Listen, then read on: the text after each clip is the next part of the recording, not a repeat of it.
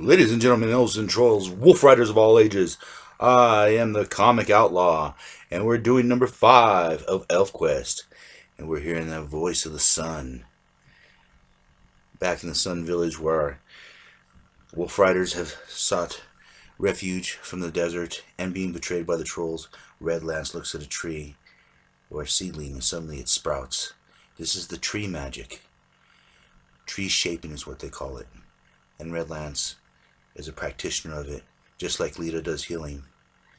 And as Skywise and the head mother of their tribe have a meeting, and they're talking about how the sun is a star, and they're discussing the way of the universe and how it might work, while the other elves are busy tending their needs, being a tribe. Cutter and Lita have a talk, and he explains that once two souls are joined together, it's like water. You can put the water together and pull it apart, but they're still one and the same, no matter what distance they travel. Lita is apprehensive about this. She does not know what's going on, but someone does want to lend a hand. And she asks him, what is this soul name? This soul name. And Nightfall is shocked. But somewhere else, Scouter is called to the top of the mountain, for his eyes are the best in the tribe. He can spot almost anything, anywhere, within reason. And then far in the distance, he sees them, a herd. They're called Zoots. They're the creatures that they use sometimes, once tamed, to help them do their farming, but a whole stampede has come and they will destroy the village. Now, as the wolf riders are discussing, well, Tree Stump and Cutter are discussing Lita's problem with him. They're interrupted by this problem of the Zoots. And they gather the other wolf riders together. And where these people of the Sun Village will choose to run, the wolf riders will decide to stay and fight. For it's in their nature. They don't back down. They don't run. And so they begin to call their fellow wolves down from the caves. And the wolves are elated, for they're predators. And predators must hunt. And it's been so long since they've had a real hunt. There's almost an anticipation in the air. As Dewdrop runs with ropes, and Lita's become quite attached to her. Someone at this point, she's asking, you're going too? Yes. The women roll with the men, for they are one tribe. Now these bandanas are passed out to keep their heads cool, and that one's given to Cutter by Lita as a gift. A sign of affection, maybe. And here comes the Zoots, stampeding, heading right for the wolf riders, and as defiant they yell, go.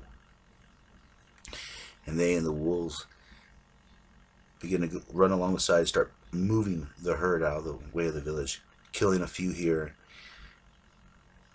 knocking a few down, basically just turning them. But it is also time to hunt, for they want fresh meat. And this has been their best opportunity in a long time. But unlike man, the wolf riders, even with all their savage instincts, don't overkill. They take just enough for the village, for their tribe, and for their fellow wolves. For it is a hunt, not a slaughter.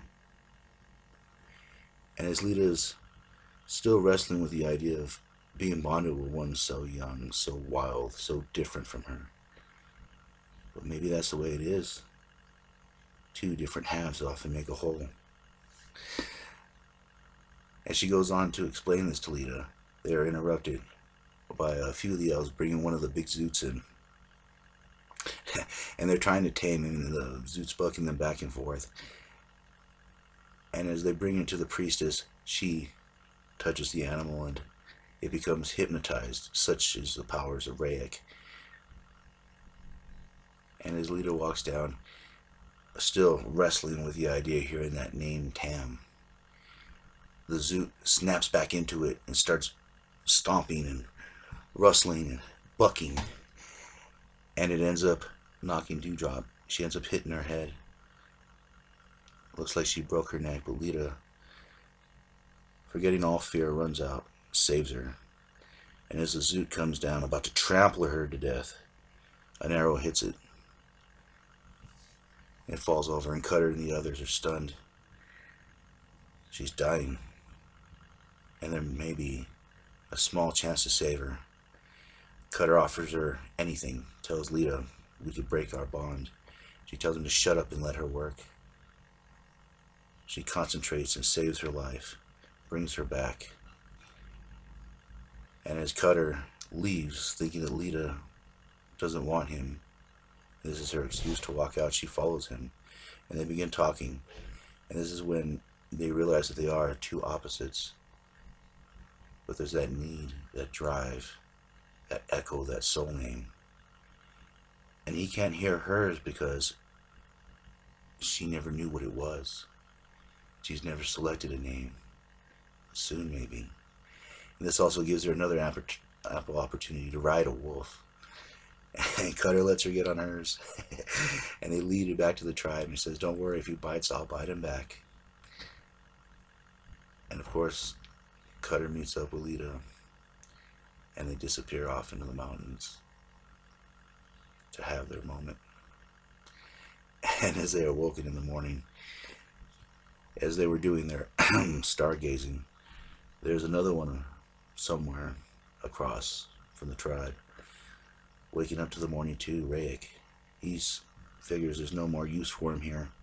Not with Cutter and the other wolf riders. He needs to find a new way, a new path.